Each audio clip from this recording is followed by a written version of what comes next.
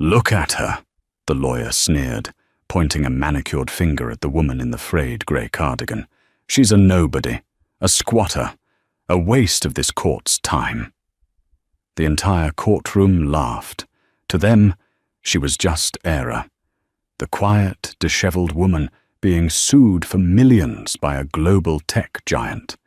They thought they were crushing an ant. They had no idea they were standing on a landmine. Because that woman wasn't just broke. She was silently the majority shareholder of the very company trying to destroy her. And when she finally opened her mouth, the silence that followed was deafening. This is the story of how arrogance met its match, and how a nobody revealed a billion-dollar secret that brought a courtroom to its knees. The air in the Superior Court of New York, District 4, smelled of old mahogany, floor wax, and expensive cologne. It was a smell designed to intimidate, to remind anyone who walked in that justice was not free. It was something you purchased by the hour. On the left side of the aisle sat the legal team for Orasys Technologies. They looked like a phalanx of sharks in Italian wool. There were 5 of them, led by Marcus Thorne. Thorne was a man who didn't just win cases, he annihilated the opposition. He was 45, tanned, with teeth so white they looked synthetic, and a reputation for making grown men cry on the witness stand. He checked his Rolex Submariner every 30 seconds, a subtle signal to the judge that his time was worth more than anyone else's in the room. On the right side of the aisle sat Era Vance. Era was 42, but looked 50. Her hair was pulled back in a messy bun held together by a cheap plastic clip. She wore a grey cardigan that had seen better decades, a faded floral blouse, and sensible, worn-out sneakers. She had no legal team. She had no paralegals whispering in her ear. She had a stack of crumpled papers inside a reusable grocery bag that sat on the table before her. "Docket number 4492B, the bailiff announced, his voice bored. "Orasys Technologies v. Ira Vance. Allegations of intellectual property theft, corporate espionage, and breach of non-disclosure agreements." Judge Reginald Sterling peered over his spectacles. Sterling was a man who preferred quick settlements and golf on Fridays. He looked at the 5 high-powered lawyers on the left, then shifted his gaze to the lonely figure on the right. He sighed, a sound that echoed through the silent room. "Miss Vance," Judge Sterling said, his tone dripping with condescension. "I see you are still representing yourself. I feel compelled to remind you, for the 3rd time, that the plaintiff is seeking damages in excess of $50 million. Are you sure you do not wish to seek court-appointed counsel?" Era didn't stand up immediately. She adjusted her glasses, drugstore readers, and looked at the judge. Her hands were shaking slightly. To the gallery, it looked like fear. "No, Your Honor," she said softly. Her voice was raspy, unused. "I will represent myself." Marcus Thorne suppressed a chuckle. He leaned over to his junior associate, a young man named Bradley, who looked like he'd been manufactured in a law school lab. "Watch this," Thorne whispered. "She'll be crying before lunch. I give it 20 minutes. Mr. Thorne?" The judge nodded. "Opening statements." Thorne stood up. He buttoned his jacket with a flourish and walked toward the jury box. He didn't even look at Era. He treated her like furniture. "Ladies and gentlemen of the jury," Thorne began, his voice a smooth baritone instrument, "we are here today because of greed. Plain and simple. My client, Orasys, is a pioneer in renewable energy software. We are changing the world. We employ thousands, and we protect our secrets." He spun around and pointed a finger directly at Era. "That woman," he thundered, "was a low-level janitorial contractor at our Seattle server farm 6 years ago. Just a cleaner. Someone trusted to empty the bins and mop the floors. But she wasn't just cleaning, was she? She was stealing. We have evidence that she accessed secure terminals, downloaded proprietary algorithms worth millions, and has been attempting to sell them on the black market under a pseudonym. She is a thief dressed in the clothing of the poor, hoping for your sympathy. Do not give it to her. The jury looked at Ira. They saw the frayed sweater, the grocery bag, the tired eyes. They didn't see a mastermind. They saw a desperate woman who probably got caught trying to make a quick buck. Ira sat stoically. She wrote something down on a yellow legal pad. Point 1. He called me a cleaner. Point 2. He thinks the algorithms were stolen. She looked up at Thorne, who was now smirking at her. He thought she was prey. He had no idea he was poking a sleeping dragon. The morning session was a bloodbath, or at least it appeared to be. Thorne called his first witness, the chief technical officer of Orasys, a man named David Goggins, no relation to the athlete, but just as intense. Goggins wore a suit that cost more than Era's car. "Mr. Goggins," Thorne asked, pacing the floor, "can you explain to the court the complexity of the Helios Code? It's the backbone of our solar efficiency grid," Goggins replied, looking down his nose at Era. "It took our team of 50 PhDs 4 years to write. It's quantum encrypted." "And is it possible," Thorne asked, feigning confusion, "that a janitor, a cleaning lady, could stumble upon this code and accidentally copy it?" "Impossible," Goggins scoffed. "You need high-level clearance, or you need to physically hack the mainframe. It requires sophisticated knowledge of C++ and Python." Thorne turned to Era. "Your witness, Ms. Vance?" Era stood up slowly. She knocked her grocery bag over, spilling a few papers. The courtroom tittered. Thorne rolled his eyes. She scrambled to pick them up, looking flustered. Sorry, she muttered. She approached the stand. She looked small next to the witness box. "Mr. Goggins," she said, reading from her notepad. "You said the Helios Code is quantum encrypted?" "That's right," Goggins said, bored. "And you said it took 50 PhDs to write it?" "Yes." "So," Era paused, pushing her glasses up her nose.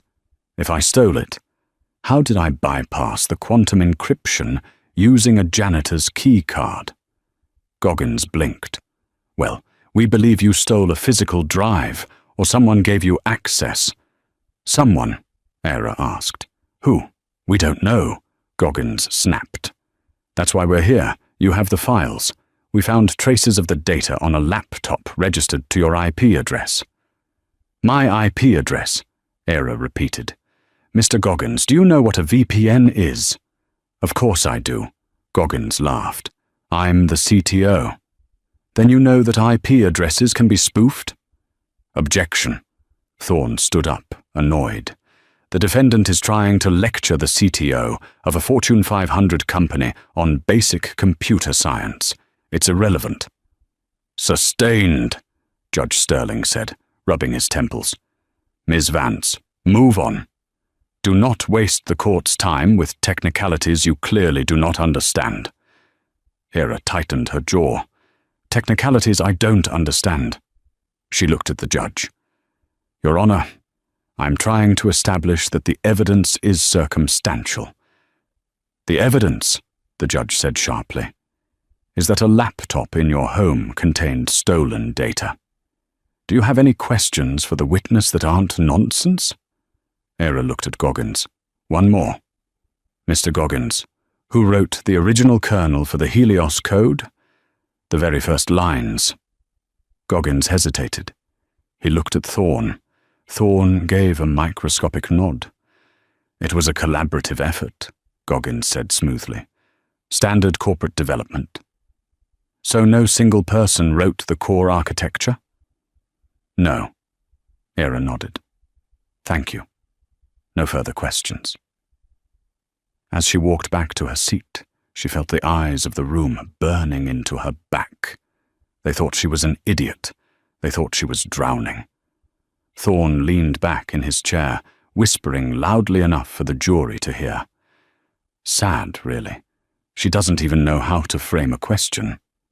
Lunch was called. Era sat alone on a bench in the hallway, eating a sandwich she had brought from home wrapped in wax paper. Marcus Thorne walked by with his team, heading toward a steakhouse down the street. He stopped and looked at her. "Miss Vance?" Thorne said, his voice dripping with fake sympathy. "Look, I'm a reasonable man. Oris's just wants their property back. If you plead guilty now, we might drop the damages to $5 million.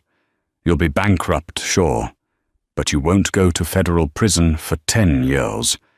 Take the deal." Era looked up. There was mayonnaise on the corner of her mouth. She wiped it away with a paper napkin. "Mr. Thorne," she said. "Yes? Do you know who founded Oris? Thorne laughed. "Of course. The late Billionaire visionaries, the board of directors. It's a public entity." "No," Era said. "Do you know who founded it? Before the IPO, before the board?" "Some garage inventors in Silicon Valley." Thorne waved his hand dismissively. "Ancient history. Look, take the deal. You have 1 hour." He walked away, laughing with his colleagues. "She asked about the founders," he mocked. "Like that matters." Era watched him go. She reached into her grocery bag and pulled out a small black USB drive. It was old, scratched, and had a piece of masking tape on it. On the tape, written in faded Sharpie, were the initials, EV, Source. She wasn't eating lunch because she was hungry. She was eating to keep her energy up, because after the break, she wasn't going to defend herself anymore.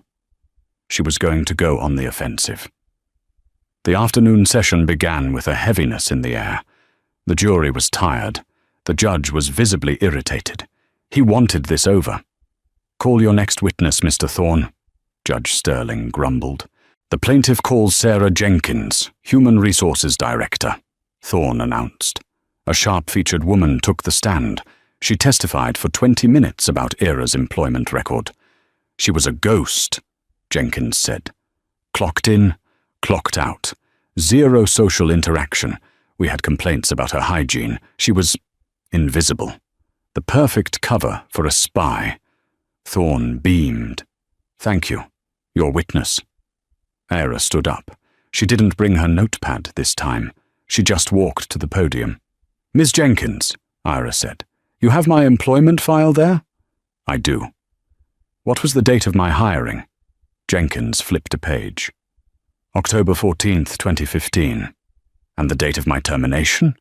"You weren't terminated," Jenkins corrected. "You resigned without notice on February 2nd, 2018. "Right," Era said. "And in that file, does it list my previous employer?" Jenkins squinted at the paper. It says, "Self-employed consultant." Jenkins laughed, which usually means unemployed. "And does it list my bank account for direct deposit?" "Yes," Jenkins said. "An account at First National." "Read the account number, please. Just the last 4 digits." "Objection," Thorne shouted. "Relevance? We are violating privacy laws here." "It's my own account," Ara said calmly. "I waive the privacy." The judge waved his hand. "Answer the question." "The last 4 digits are 8890, Jenkins said. Ara turned to the jury. "Keep that number in mind, 8890. She turned back to Jenkins. "Ms. Jenkins, during my time as a janitor, did I ever submit any complaints to HR? No. Did I ever ask for a raise? No. Did I ever cash my paychecks?" The courtroom went silent. Jenkins frowned. She looked down at the file. She flipped a page, then another. Her brow furrowed. I don't see any record of cashed checks here. The funds were deposited, but... Wait. What is it? Judge Sterling asked, leaning forward. "The checks were returned," Jenkins whispered. "Every single one of them, for 3 years, returned to the company treasury." Thorne stood up, confused. "Administrative error, irrelevant. Is it? Era asked, her voice suddenly harder, stronger. Miss Jenkins, why would a poor janitor who needs money to steal secrets return 3 years of salary? Jenkins was stumped. I don't know. Maybe, Era said, stepping closer, because she didn't need the money. Objection! Speculation! Thorne yelled. Sustained, the judge said. But he was looking at Era differently now. The crazy cat lady vibe was fading. Something else was taking its place. No further questions, Era said. Thorne was rattled. He didn't like surprises. He whispered to his associate. Find out why she returned the checks, now. But Ira wasn't done. Your Honor, she said. I would like to call a hostile witness. You don't have a witness list, Ms. Vance? The judge said. I do, she said. He is in the courtroom right now. She pointed a shaking finger at the plaintiff's table. I call Marcus Thorne to the stand. The courtroom erupted. Thorne laughed out loud. Me? You can't call the opposing counsel. Actually, Era said, citing a case number from memory, State ver Davidson, 1998. If the counsel is a material fact witness to the creation of the fraudulent documents, he can be called. Fraudulent documents? Thorne's smile vanished. How dare you? I have the right, Era said to the judge. Mr. Thorne signed the affidavit claiming he personally verified the IP theft. I want to ask him how. Judge Sterling looked at Thorne. He looked at Era. He banged his gavel. I will allow it. Mr. Thorne, take the stand. Thorne was furious. He buttoned his jacket so tight it looked like it might pop. He marched to the witness box, glaring at Era. I will destroy you, his eyes said. Era stood at the podium. She took a sip of water. She took off her glasses. Without the cheap readers, her eyes were sharp, icy blue. Intelligent. Mr. Thorne, she began, you represent Orasys? I am the lead counsel for the firm representing them, yes. And you bill them, what, $800 an hour? My rates are standard for a partner at Sterling Hargrave. Who signs your checks, Mr. Thorne? The CFO of Orasys. No, Era said. Who signs the checks? The ultimate authority, the majority shareholder. The majority shareholder is a holding company called Vance Holloway Industries, Thorne said, bored. They are a silent conglomerate based in Zurich. Vance Holloway, Era repeated. Have you ever met the CEO of Vance Holloway? No one has, Thorne sneered. They are a recluse, probably some Swiss banker. So you've never met the person who actually owns the company you are defending? It's a holding company. It doesn't matter. It matters, Era said, because if you work for Orasys, and Orasys is owned by Vance Holloway, then you work for Vance Holloway. Technically, yes. What is your point? Era leaned in. The drama was palpable. Mr. Thorne, did you check the incorporation papers of Vance Holloway before you sued me? No. Why would I? Because, Era said, her voice dropping to a whisper that the microphones picked up perfectly. If you had, you would have noticed something interesting about the name Vance. Thorne froze. The jury froze. Era Vance. Vance Holloway. Thorne laughed nervously. A coincidence. Vance is a common name. Is it? Era turned to the judge. Your Honor, I would like to enter Defense Exhibit A. She reached into her grocery bag and pulled out a single, pristine document. It wasn't crumpled. It was heavy, cream-colored bond paper with a gold seal.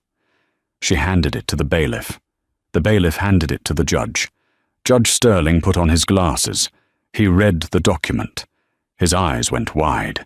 His mouth opened slightly. He looked at Era. Then he looked at the document again. He looked at Thorne.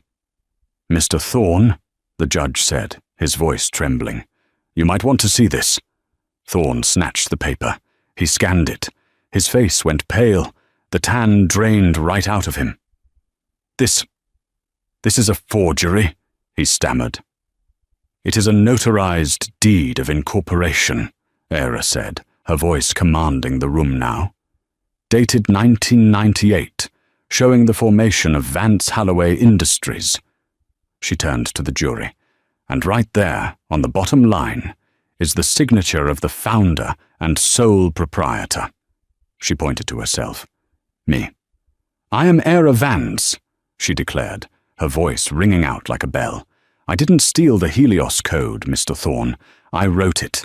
I founded Aurasis, and I own 51% of the company that is paying your salary. For 10 seconds, the only sound in the courtroom was the hum of the HVAC system and the frantic ticking of Marcus Thorne's watch. The silence was heavy, suffocating. It was the sound of a paradigm shifting so violently that reality had to catch up. Thorne stared at the document. His hands were shaking. Not a little tremor, but a violent shake that made the paper rattle like dry leaves in a gale. He looked at the signature, Era Vance, and then at the woman standing 10 feet away, the woman in the cheap cardigan, the woman he had mocked.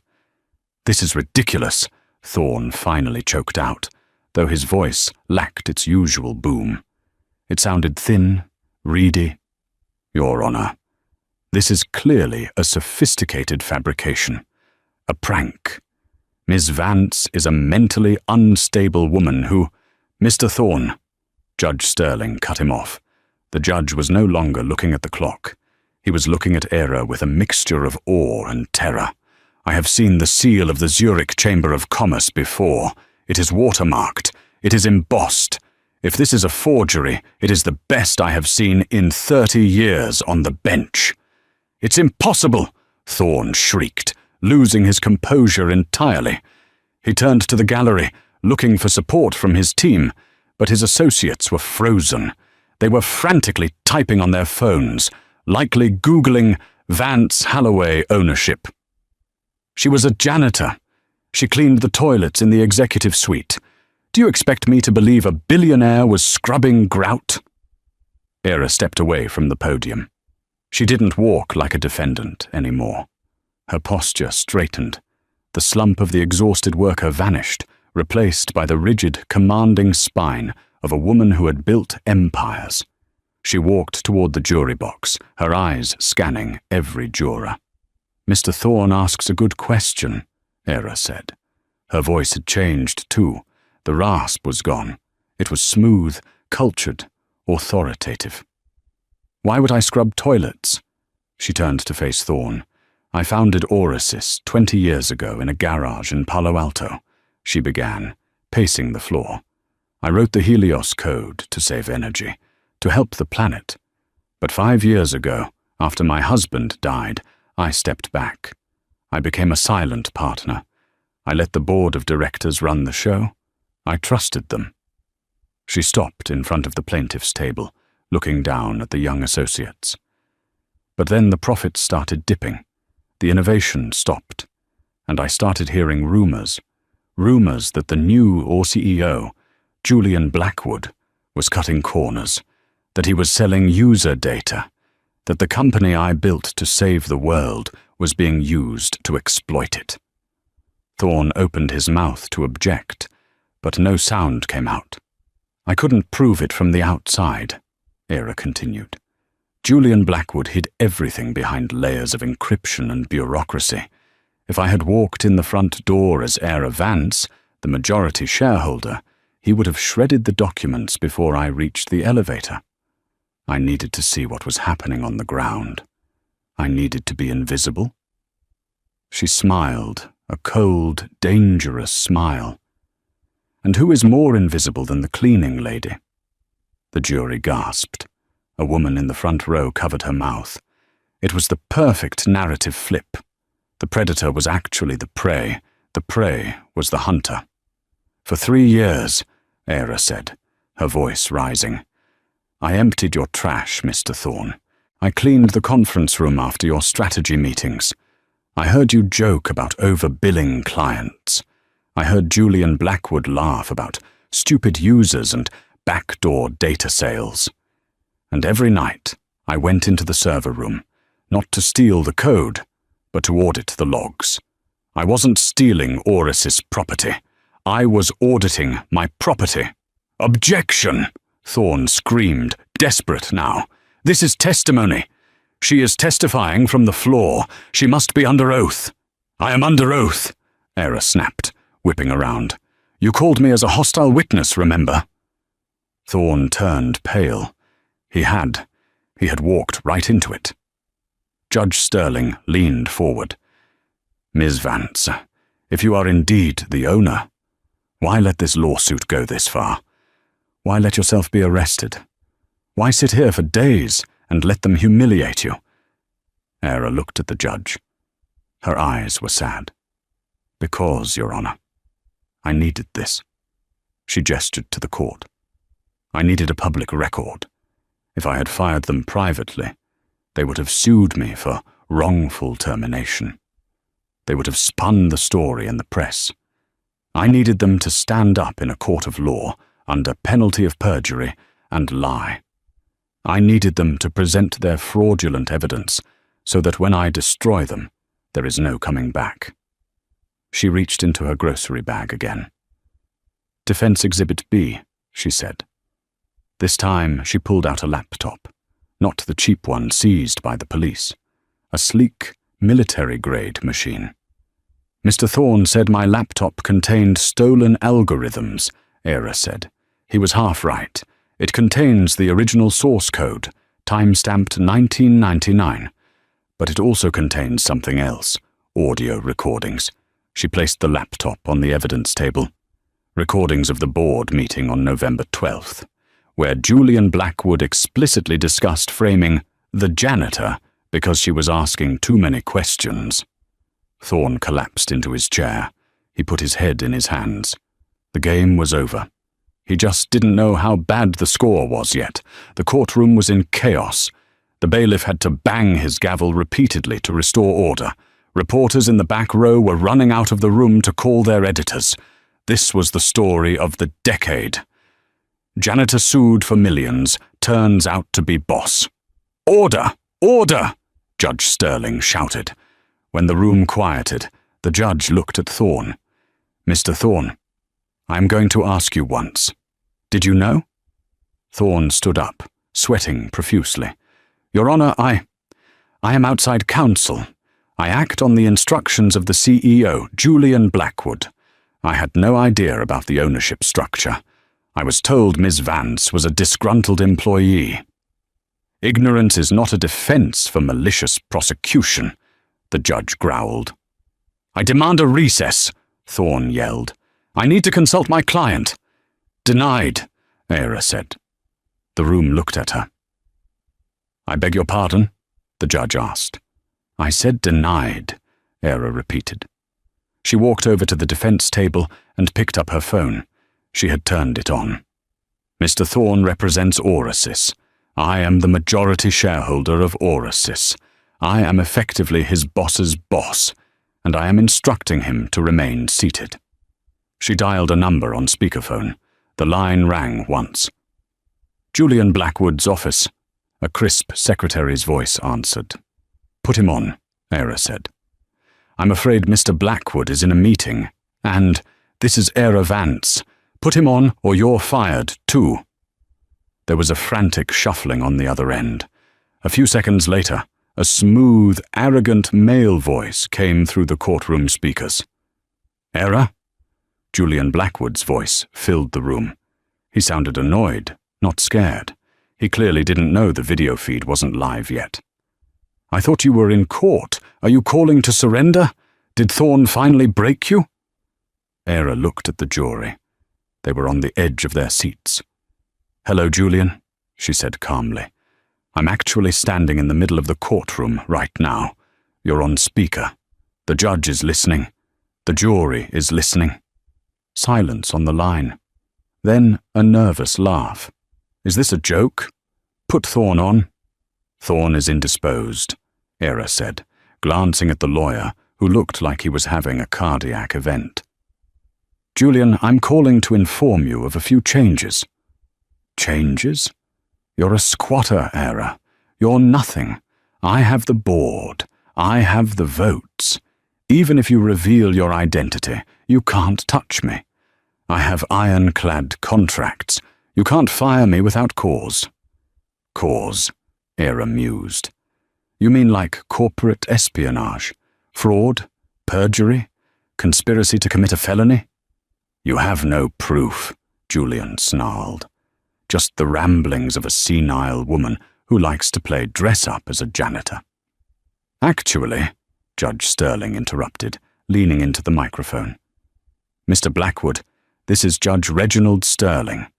We have just entered into evidence a deed of incorporation and audio recordings that seem to contradict your statement. I suggest you stop talking. On the other end of the line, the sound of glass shattering was heard. Julian had likely thrown his scotch against the wall. Julian, Era said, her voice dropping to 0 degrees Kelvin. Do you remember the Phantom Protocol? Don't, Julian whispered. The arrogance was gone. Era, don't do it. The Phantom Protocol, Era explained to the jury, is a failsafe I built into the Helios Code. In the event that the company leadership becomes compromised, the founder can initiate a remote override. It locks all executive accounts. It freezes all company assets, and it downloads every single email, text, and transaction from the CEO's private server to the SEC. Era, please! Julian shouted. We can work this out. I'll give you a settlement. I'll resign. Too late, Era said. She tapped a key on her laptop. Enter. It's done, she said. The FBI has your files, Julian. They should be arriving at your office. Right about now. As if on cue, faint sirens could be heard in the background of the call. Then, shouting, FBI, open up! The line went dead. Era put the phone down. She looked at Thorne. You're fired, she said. The silence that followed the termination of the call with Julian Blackwood was not the silence of peace. It was the silence of a crater after the bomb has gone off. The courtroom air felt electrically charged, thick with the invisible residue of a corporate empire collapsing in real time. Marcus Thorne, the man who had strutted into the room 3 days ago, like a gladiator entering an arena, was now physically deflating. He gripped the edge of the mahogany table, his knuckles white, his breathing shallow and erratic. The polished veneer of the high-priced litigator had cracked, revealing a terrified man who realized he was standing on the wrong side of an avalanche. His team of associates, the sharks in Italian wool, were no longer looking at him for guidance. They were physically distancing themselves, scooting their chairs inches away, eyes glued to their phones, likely deleting emails or updating their LinkedIn profiles. Judge Sterling cleared his throat. The sound echoed like a gunshot. Mr. Thorne, the judge said, his voice devoid of the earlier annoyance. Now it held a grave, almost pitying tone. It appears your client is currently indisposed, and given the evidence Ms. Vance has just presented, evidence that suggests this entire proceeding is built on a foundation of perjury and fraud, I am inclined to ask, how do you wish to proceed? Thorne blinked, trying to clear the fog of panic from his eyes. He straightened his tie, but his hands were shaking so badly he knocked a pen onto the floor. He didn't pick it up. Your Honor, Thorne stammered, his voice cracking. In light of recent developments and the potential conflict of interest regarding my firm's representation of Aurasys, the plaintiff moves to voluntarily dismiss this case. He swallowed hard, looking not at the judge, but at the exit sign. We move to dismiss without prejudice, Thorne added quickly. We will withdraw the complaint immediately. It was a tactical retreat. A dismissal without prejudice meant the case was over. But technically, it could be brought back later. It was a way to save face, to pretend this was just a clerical error rather than a moral catastrophe. It was the coward's way out. "Objection!" a voice cut through the room. It wasn't loud, but it was absolute. Era Vance stood by her table. She hadn't moved. She looked like a statue carved from granite. Thorne whipped his head around. "What?" "Ms. Vance, I am offering to drop the lawsuit. You walk away free. No damages, no debt. Take the win." Era slowly removed her glasses. She looked at Thorne with eyes that seemed to age him 10 years in 10 seconds. "You don't get to quit, Mr. Thorne," she said. "You don't get to drag me through the mud, humiliate me in front of the world, accuse me of being a thief, and then just say, 'Never mind,' when you realize you've lost." She turned to Judge Sterling. "Your Honor, a dismissal without prejudice leaves a stain. It suggests that maybe, just maybe, I did do it, but they simply chose not to pursue it. It leaves a question mark next to my name. I don't want a question mark. I want a period. I want a verdict." The judge studied her. He had seen thousands of defendants beg for a dismissal. He had never seen one demand a fight when the war was already won. "Ms. Vance," Judge Sterling warned gently, "if you reject the dismissal, the jury must decide. There is always a risk with a jury. Are you sure you want to roll the dice?" Era looked at the jury box. She looked at the 12 ordinary people, a schoolteacher, a mechanic, a retired nurse, who had watched her be treated like garbage for 3 days. "I trust them," Era said. "I trust that they know the difference between a janitor and a thief, and I trust they know the difference between a lawyer and a liar." Thorne flinched as if he'd been slapped. The judge nodded slowly. A faint smile touched his lips. "Very well. The motion to dismiss is denied. The case will go to the jury." He turned to the jury box. "Ladies and gentlemen, you have heard the testimony. You have seen the evidence. You have heard the audio confession of the CEO of the plaintiff company.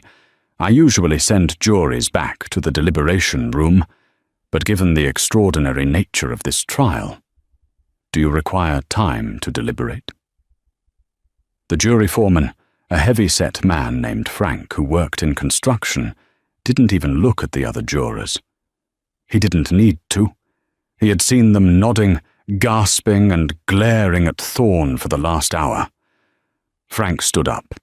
He adjusted his collar. "No, Your Honor," Frank said, his voice booming. "We don't need to leave the room. We've seen enough." Thorne closed his eyes. "What is your verdict?"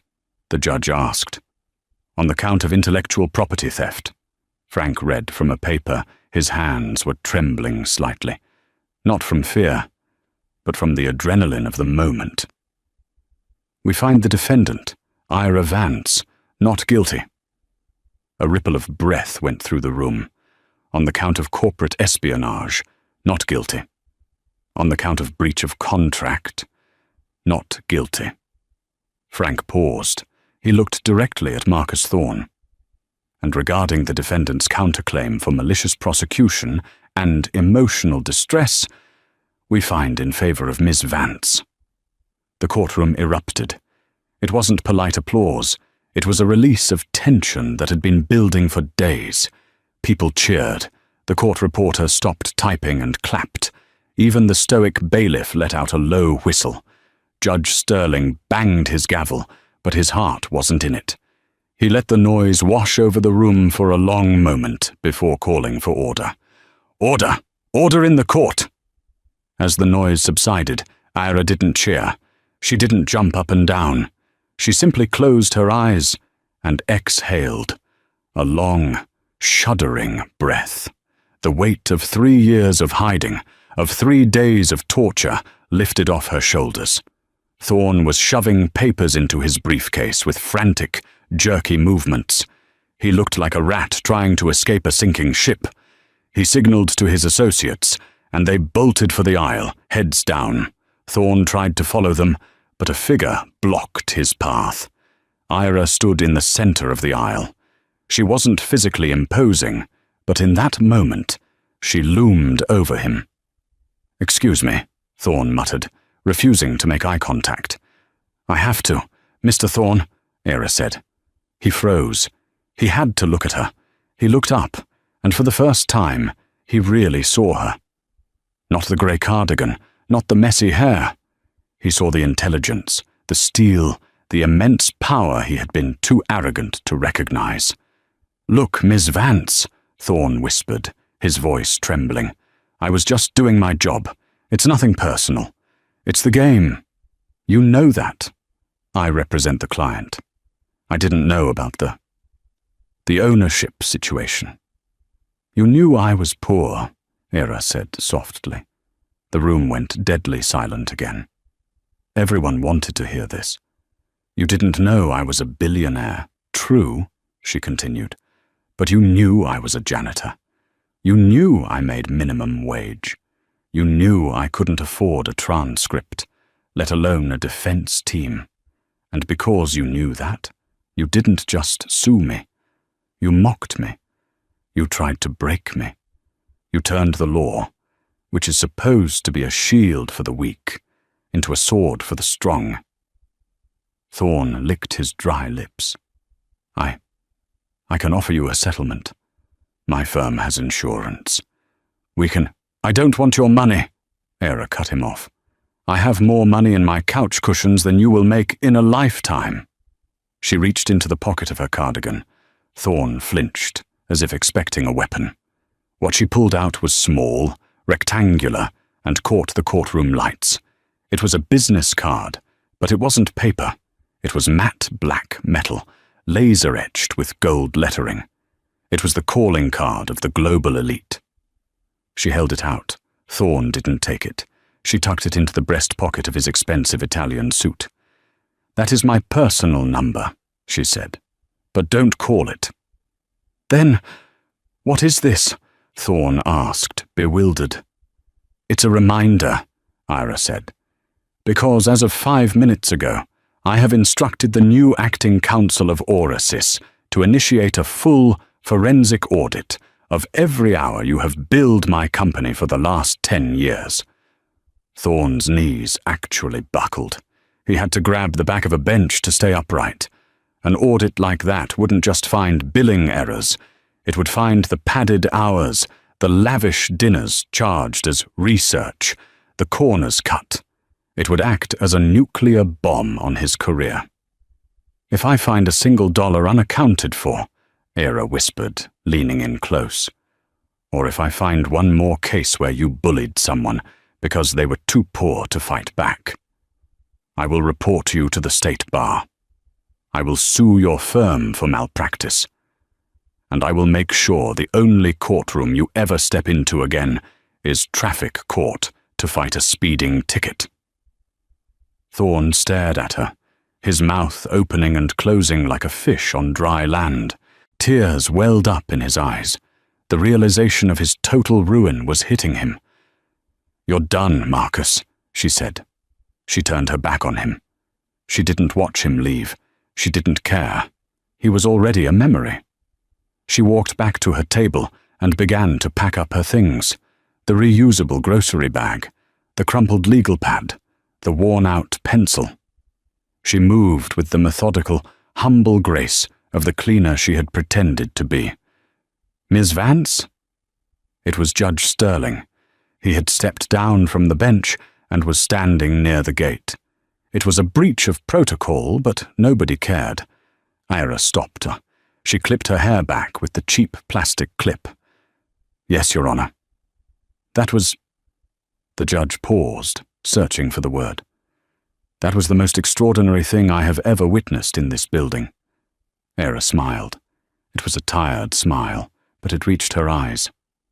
"Thank you, Your Honor." "May I ask," the judge said, "what you intend to do now? You own the company. You have the power.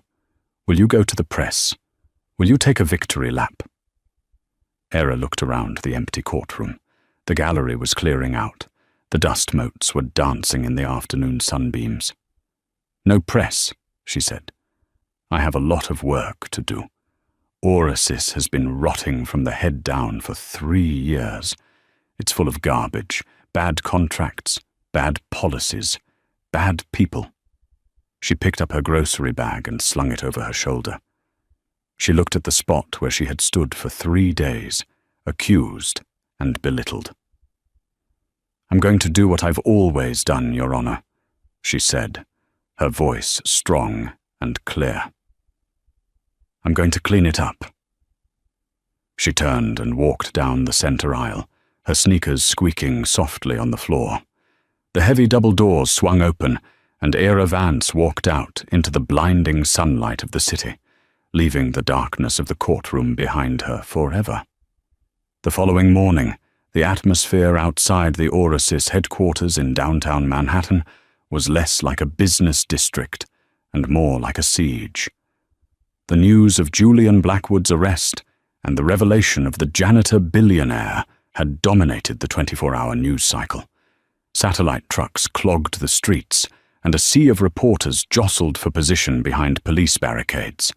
They were all waiting for one thing: a glimpse of Era Vance. Inside the glass-walled lobby, the tension was suffocating. Employees who had spent years ignoring the quiet woman with the cleaning cart were now huddled in frantic clusters, whispering, scrolling through Twitter, and terrified for their jobs. At 8:55 a.m., a hush fell over the crowd outside. A single black town car, sleek and unmarked, parted the sea of reporters like a shark moving through water. It pulled up to the curb. The doorman, a man named Henry, who had once threatened to report Ira for loitering when she took a break on the steps, rushed forward. His hands were shaking as he reached for the handle. He opened the door and bowed low, his face a mask of pale regret. Ira stepped out. The transformation was absolute. The grey, frayed cardigan was gone.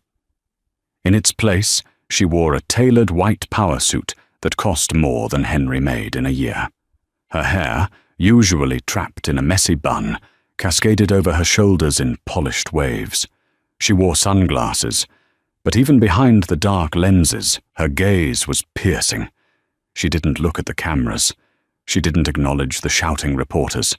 She walked with the unstoppable momentum of a tidal wave. She entered the lobby. The silence that hit the room was instant and total. Ira walked across the marble floor, the same floor she had mopped thousands of times. She could see the smudge marks where the buffers hadn't done a good job. "I'll have to mention that," she thought. She stopped at the reception desk. Stacy, the head receptionist, was frozen. Stacy was the type of person who smiled up at executives and scowled down at service staff. She had made a sport of making Ira wait for the service elevator key, often pretending to be on the phone while Ira stood there with a heavy bucket. Now, Stacy looked like she was waiting for an executioner. Ira lowered her sunglasses. She looked Stacy in the eye. "Good morning, Stacy," Ira said. Her voice was pleasant, but it carried a weight that made Stacy flinch. "Miss Vance?" Stacy stammered, her face flushing crimson. I didn't know. If I had known." "You didn't know I was the owner," Ira corrected gently. "But you knew I was a human being, and that should have been enough." She didn't fire her. She didn't yell. She simply put her sunglasses back on and walked past. That shame would be a heavier punishment than any termination letter. Ira bypassed the turnstiles. She didn't need a badge anymore, and walked to the elevator bank. A group of junior executives were waiting for the lift. When they saw her coming, they scattered, terrified to be in the same enclosed space as the woman who had just taken down their CEO. She stepped into the private executive elevator. She pressed the button for the 50th floor, the boardroom. As the numbers ticked upward, Ira took a breath. For 3 years, she had ridden the service elevator, smelling of bleach and trash. Now, she smelled of expensive perfume and victory. But she didn't feel triumphant. She felt focused. The rot in Aurasis went deep. Julian Blackwood was just the symptom. The culture was the disease. The elevator doors chimed and slid open. The boardroom was full. The 6 remaining board members, the ones who hadn't been arrested yet, were seated around the long oval table. They looked like schoolboys who had been called to the principal's office. These were men who controlled millions, men who had signed off on the lawsuit against her without reading it, men who had laughed at the janitor problem. They stood up nervously as she entered. One of them, a man named Sterling, no relation to the judge, tried to smile. "Era, what a surprise," he choked out. "We were just discussing how to handle this misunderstanding. We had no idea Julian was going rogue." Era dropped her leather portfolio onto the table. The thud made them jump. "Sit down," she commanded. They sat. "Let's be clear," Era said, pacing the room. "Julian didn't go rogue. Julian did exactly what you paid him to do. He cut costs. He inflated the stock price. And you didn't care how he did it, as long as your dividends kept coming. You didn't care that he was stealing data. You didn't care that he was framing an innocent woman." "We were misled," Sterling protested. "You were complacent," Ira snapped. "And complacency is death in this industry." She tapped the intercom on the table. "Security," she said. "Yes, Ms. Vance?" The voice cracked over the speaker. "Please escort Mr. Sterling, Mr. De Silva and Mr. Klein out of the building. Their tenure on the board has ended, effective immediately." The 3 men gasped. "You can't do that. We have contracts." "I have the majority vote," Era said, cold ply. "And I have cause, negligence, breach of fiduciary duty.